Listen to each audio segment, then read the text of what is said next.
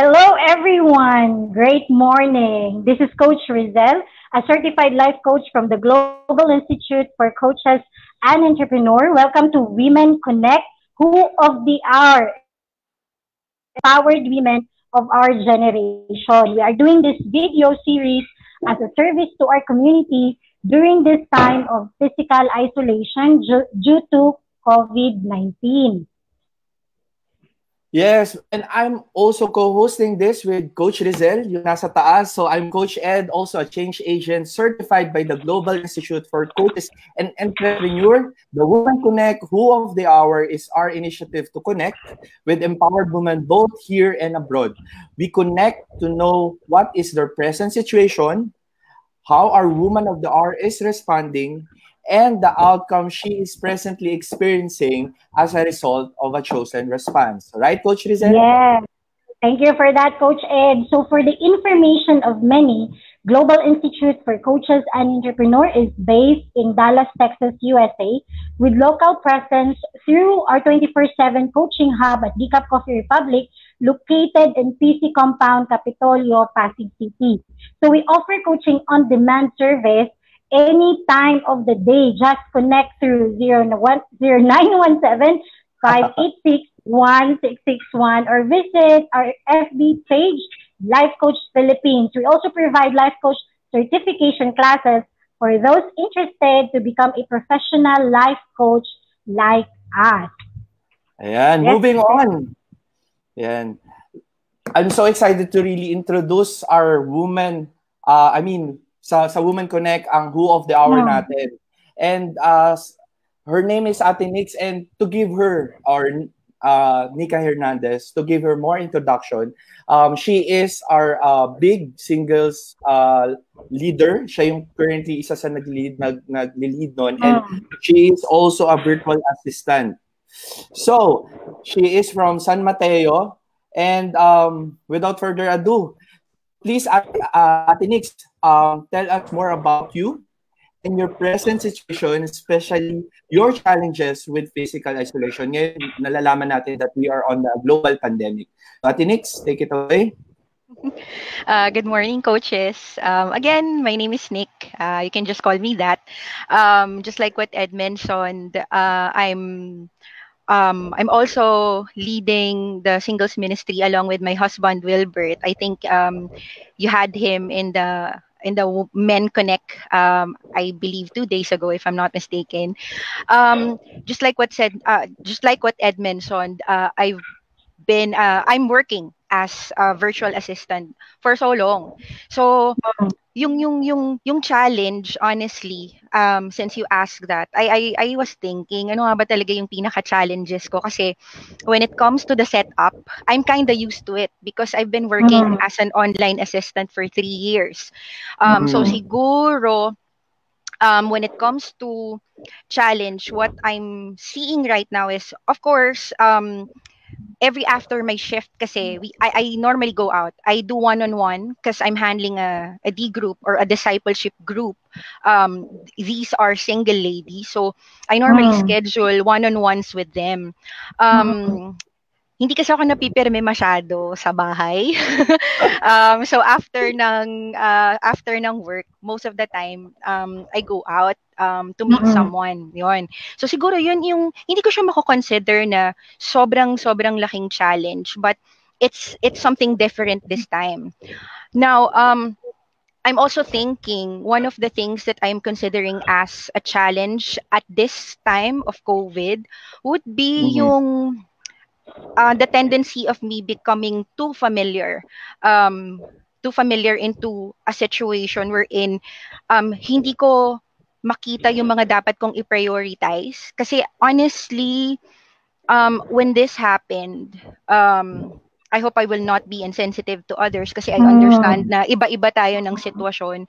But in my Oo. case, nakita ko siya as a means for me to also see ano nga ba yung mga pinupursue ko, what are the things that really matters, what's taking my time most of the time. And now that we have COVID, parang it's making me reflect, teka, it's making me reflect, and at the same time, it's making me check oops, is this important? Is this something that will impact? Is this something na good?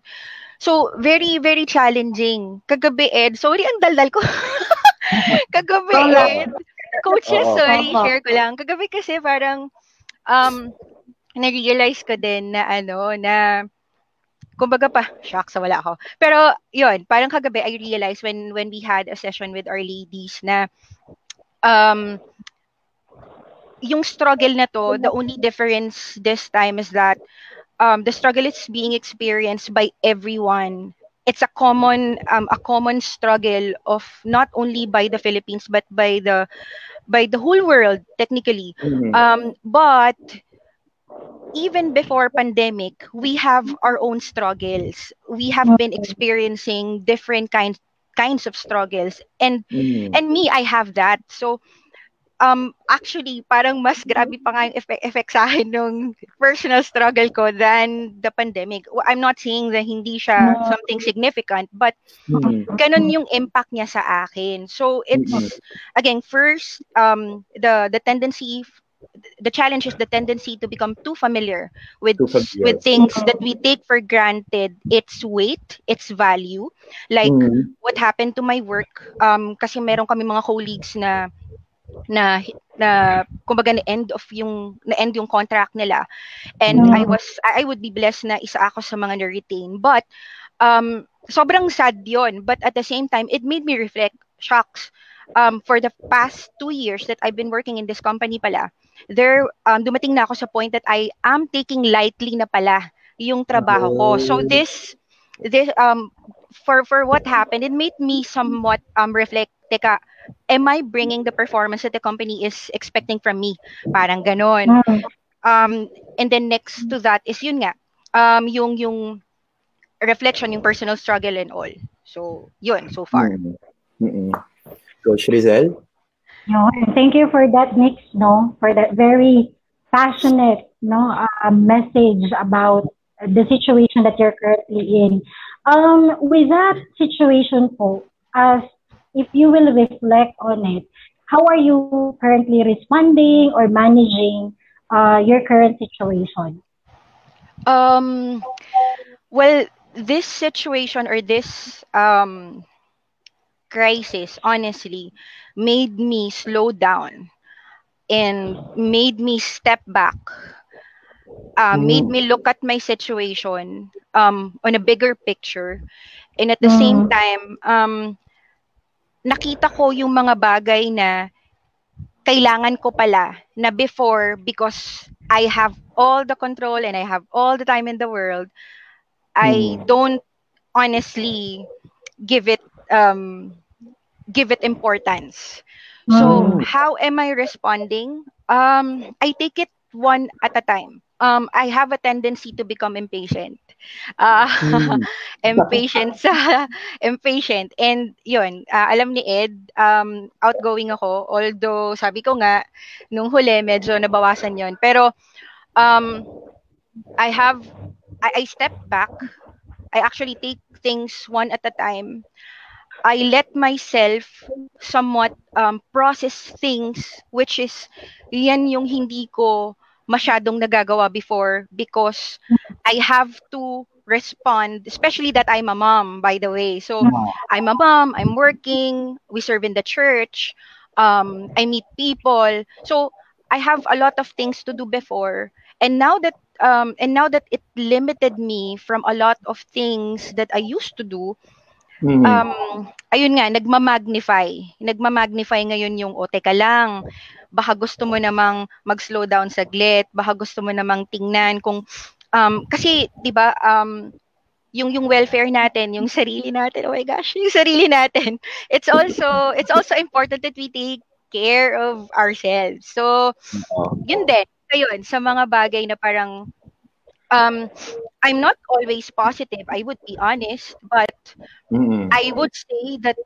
I'm in the processing period. I'm actually processing things, taking things one at a time, slowly, trying to bridge certain gaps in some questions that I have, parang ganon. Ang galing nun, Ate Nix and Coach Rizel, because yung kanina yung sinasabi mong familiarity, it's not everyone's awareness.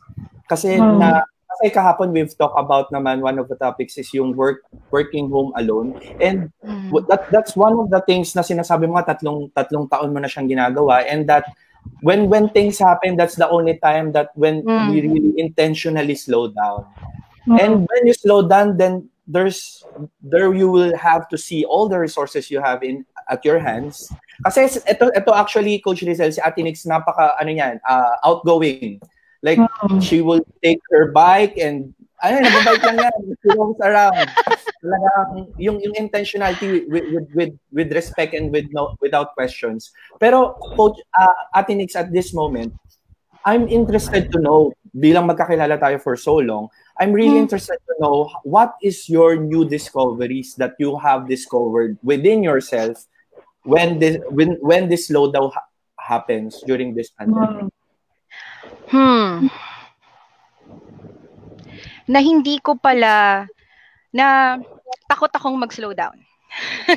Yun pala yun. Takot akong mag-slow down kasi I always think that I have to do something. I think one of the things that we love as people is that we love to take control of things. Because normally in that sense, medyo feeling natin we have parang we have control over the results as well. So I'm learning that I'm kind of controlling when it comes to some things. I'm learning that I'm impatient sa sarili ko. I'm learning that I take joy really when I get into conversation with someone who's not okay. It's really one of my joy and satisfaction, honestly. I'm discovering na sobrang hindi masama pala at hindi kasalanan yung magpahinga. Ayun. So, hindi kasi parang we base our worth, honestly, I base my worth most of the time with the things that I do. So, I'm slowly realizing as well, iba yung slowing down na walang ginagawa. Dun sa slowing down that you're taking time to regain strength and at the same time take care of yourself, do things that you think would somewhat fill you. Yun nga yung lagi sinasabi ng husband ko. So, ayun, parang that's what I'm discovering. It's not yet a habit because I'm on the discovery stage. So, nandun pa ako sa process of how will I actually change or create a certain habit so that I can maintain that until after all of this. Parang ganon. Yes. So, Coach Ed, no, ang ganda nung sinabi ni Nix, no, na at some point, she is afraid to really slow down. Parang ito yung mga, challenges ng mga women nating go, and highly productive. Kung baga, tinatawag natin yan at times ng mga women on heels talaga, no? Yung very on top. Kung baga, on top of kung tutuusin. So, maraming kababaihan na ganun talaga yung way of life na talaga in every aspect. So, thank you for that vulnerability, Nick, of really accepting, no, that it is a part of process, of the process. That when you slow down, you will also see that at some point pala, may fear palang andon. Kasi nga, perhaps yun again, yung sinabi ni Nix na, kasi yung identity at some point, naka-anchor doon sa mga bagay na nagagawa mo bilang isang tao. So, yung pagganyan naman, Nix, yung ano naman yung realization mo, yung nakita mo yung ganun na, that a character, no? Pero more of realizations when you see that the reason why there is so much productivity and there's so much work going on is really more of your identity is anchored at some point in your productivity as a person. So, ano Mm-hmm. yung mga realizations that we can also share with our viewers, especially with our women no, na nakikinig Yes. ngayon, that can Mm-hmm. relate to your story na there is no stopping talaga when it comes to working and at some point, nako-compromise na din yung self-care, Mm-hmm. self-love. Mhm. Mhm. Yeah. Ay, ang ganda ng tanong. Sorry. Pero, nakakaba. Um, paano ba? Realization. Mm. Paano ko ba siya ginagawa? Kasi ano eh, parang, teka lang coach you caught me there. um, yung part na parang takot mag-slow down, yung identity naka-stick sa work, na parang um, pag nabawasan ng gagawin, parang nabawasan ka na rin as a person, parang ganon yung fear. Well,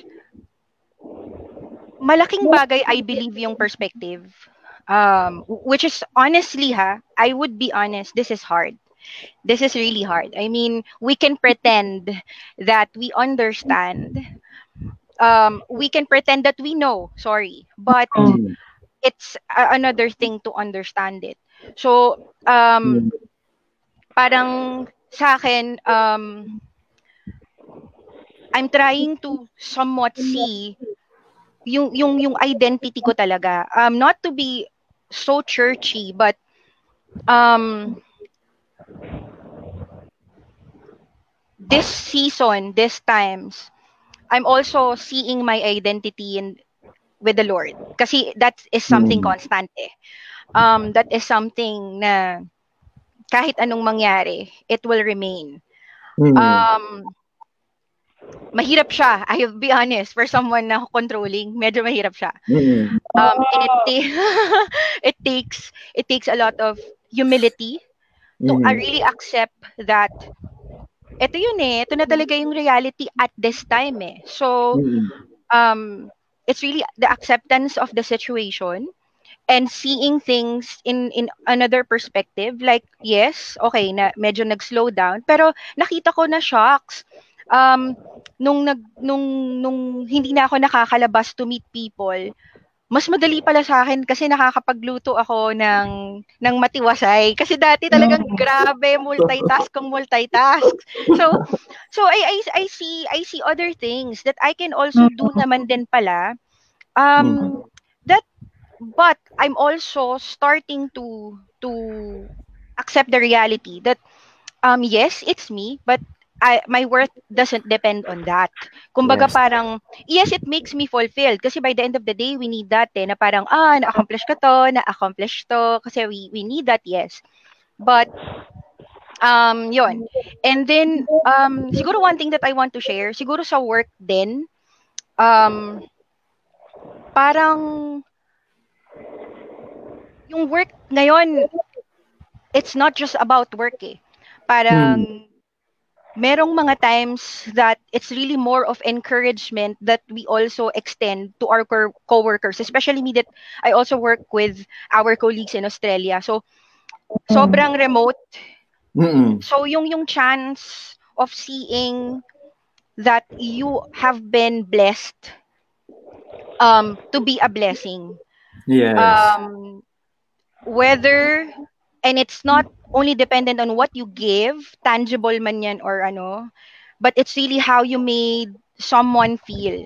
Kasi at this time, lalo na this time, bukod sa physically, we're afraid of what will happen to us, mas malaki yung impact din when it comes to emotional side eh. Um, Totoo. and a lot of people are actually not realizing that they're also lacking spiritually, which is the most important of all. Mm-hmm. So, and I believe yun coaches. Malaking bagay sa akin that I'm also seeing, Mm-hmm. um, learning, Mm-hmm. accepting and embracing my identity in Jesus. Mm-hmm. Because I know that if I will be able to really embrace that fully, Mm-hmm. pagkatapos ng lahat ng to, I will see my work as always means Mm-hmm. um, for His work, not anymore for me to feel satisfied lang. Parang ganun. Mm. Galing. Ganda. Tapos Mm. ano dun, Coach Rizal, I really appreciate yung yung boldness of if everything has been removed at this certain point because we are in Mm. quarantine. Ako si outgoing, Mm. it has been slowed down. Ako si ganito, it has Mm. been alam mo yon, you're in the space right now na katulad ng sinasabi ni Ate Nix that everything is pointing to what is your real identity.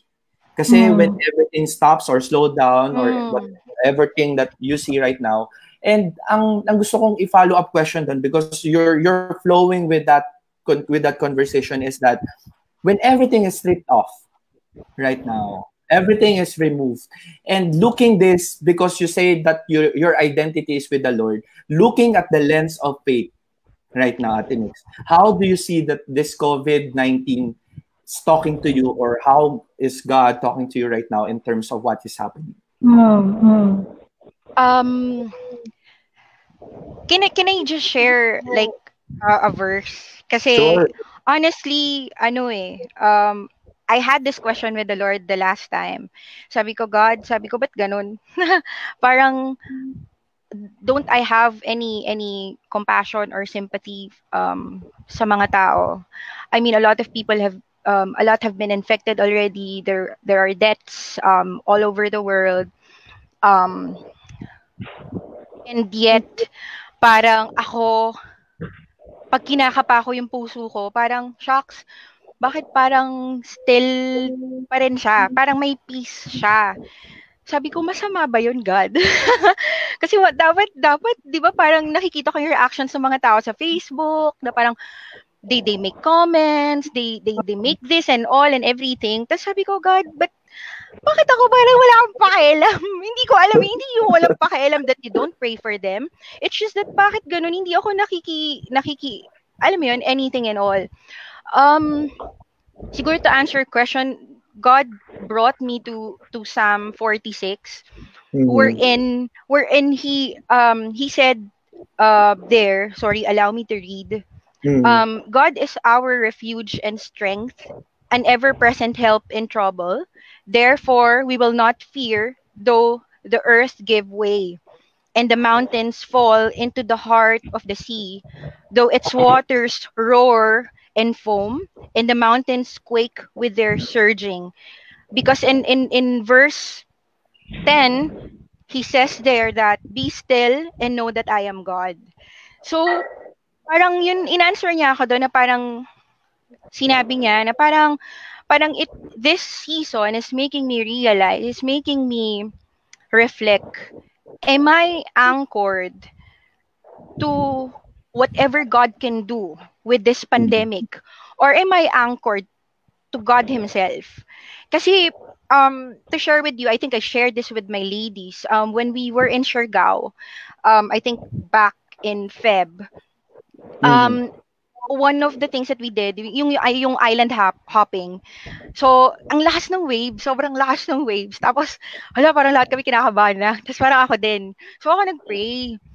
Pero yung pray ko nun, it was different. And I know it's God who led me to that prayer. Sabi ko, Lord, sabi ko, God, natatakot ako. Sabi ko, pero naka-life vest naman. Kaya lang, syempre, di ba, pag tumaob yun, tapos grabe yung waves kasi, sobrang lalim niya. So parang sabi ko, God, sabi ko, pag tumaob to, sabi ko, hindi ko alam kung ano mangyayari. Sabi ko, just God, help me to have peace. No, help me to know that your promise that you will not leave me nor forsake me, sabi mo yon. Sabi ko, I will not pray for the waves to stop. Although I know He can do that because He's a sovereign God. But I prayed na He gives me peace. Na kahit tumaob tong barko, kahit tumaob tong bangka, Okay. your will be done. Parang ganon. So parang I think it's related to what I mentioned earlier about my identity. Na it doesn't depend on the circumstance. Things won't. We will never know eh. When it comes to this pandemic, sabi nila April 14 tapos na, pero it doesn't look like it. I'm not saying or happy na parang hahaba siya. No. No one wants that. especially when you see people suffering and really, hurting and really sobrang nahihirapan. It's just that in reality, if we're gonna be talking about reality, we really don't know until when. So this is also a good time for us to check. Teka, yun nga, babalik, saan yung identity ko? And then that prayer made me realize na shocks. Kahit pala magpa-tumbling-tumbling tong bangkang to, if I trust God who made these waves, 'di ba? Parang who made everything that I'm seeing, even etong kung saan ako nakasakay ngayon, na nagawa niya lahat 'to.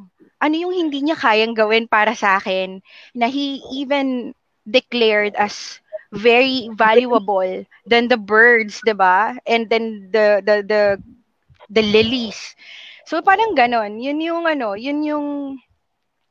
Di ko alam kung na-answer ko yung question. Sorry. Yes. Thank you, Nick. That's a very inspiring, realizations. So, alam mo, Coach Ed, habang nakikinig ako kay Nick, na-realize ko lang na empowered women are also, are strong in their anchoring to someone who's bigger than anyone, no? You become empowered as a woman in your decisions, or how you deal with certain situations, ito yung COVID-19, and how you are responding to it and to the people that are around you. Yung anchoring mo talaga, no? Kung saan mo hinuhugot yung strength mo. Yun. So, yun yung pinakita ni Nick sa atin today, this morning. Yung strength na meron siya is because of her anchoring to the biggest God of all, no? Yeah. Someone really big. So, yon. Yes, Coach Ed.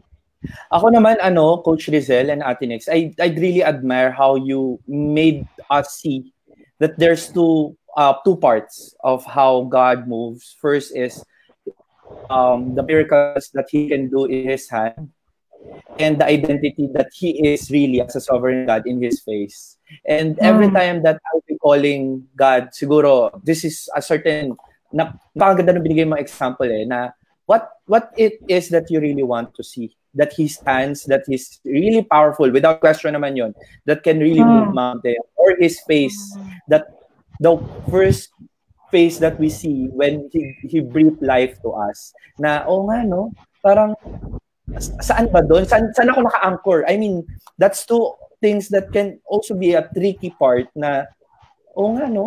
Paano kung hindi mo makita yung kamay niya, pero makita mo yung mukha niya? Would that be sufficient? And nakaka-amaze about that. Pero, Ate Nix, because of what you're sharing with us, ano yung outcome na nakikita mo? Because we're now in the O. What is the outcome, desired outcome that you are wanting to see when this pandemic ends? And what are the first thing na gusto mo gawin after? Okay. Desired outcome for me, most likely. For me, I would like to really see myself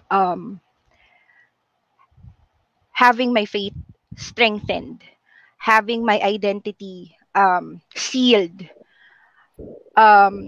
Hindi dun sa part na hindi nasasway, hindi nag-worry, hindi nag-fear.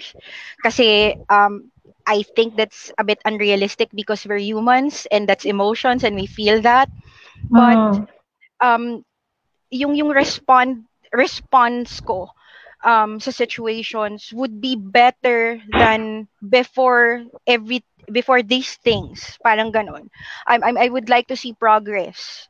To myself, to my family, and even to everyone else within the circle of my influence. Yun muna siguro at this point. Alright. Thank you.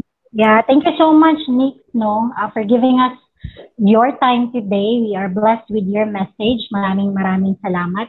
So, before we let you go, Coach Ed, may ituturo ka ba kay Nick? Before we let her go. Meron kaming tuturo natin, but before that, let me take this opportunity to really declare blessing in your heart right now. Next, let me continue to declare blessing in your household, in the place where you at in San Mateo, and also with CCF, and in different parts of the world, and different nations, different part, even lalo na yung mga vulnerable areas. I know that each place has a vulnerable area, at saka yung mga mga old citizens, yung mga nandiyan sa part na yan, that may continue to God may see their God may continue to extend His hand upon when these people have already seen His face, and may His mercy be on each and every one of us. And I'm really blessed today, and dahil ituturo ko yon. And so, sorry to cut you. Okay lang ba? Sure. Last na, I would really want to take the chance. I know we have lesser time na, pero very, very quick lang. To add lang to everything, I want to take this chance. I know, I just want to encourage everyone. Just like you, I'm also not a perfect person. Umiinit ulo ko. There are times that I boast. There are times that I'm not humble and everything. I fear, I worry so much. I have lots of negative thoughts. So I'm not different to you. Everyone who's watching right now, I'm not different to you. But I would like to encourage everyone, kasi this was shared to me by one of my ladies last night, and it impacted me. And she said that at this time of COVID, may we find our calling. May we find what God is telling us to do. There are our government officials are actually called to really run the country. Doctors are called to attend to to sick people, and I guess us at home, we are also called to our families. We are called to rest. We are called to support those who are in need. Ang galing kasi hindi tayo pare-parehas ng sitwasyon, kasi meron sa atin na grabe yung sitwasyon, but meron sa atin na okay naman. So it's actually a time to compensate. Like if we are in that good situation, why not reach out to that person? Hindi lang yung goods it's really for prayers, it's really to encourage, it's really to call, and just for them to know that they are not alone at this time. So yun lang. Sobrang thank you po. Alright. Maraming salamat. Thank you, Ate Nix. So, ganito lang yon. So, love bomb boom, we called it love bomb boom. Like, ito lang heart, then you pump it. Love bomb boom. Okay. Then you blast it. Alright? Okay. So, gagawin natin siyang mabilis na 2 beses. Let's go. Love bomb boom. Love bomb boom. Thank you, Nix, for your time. Thank you po. Salamat po. Ingat. Thank you, Nix.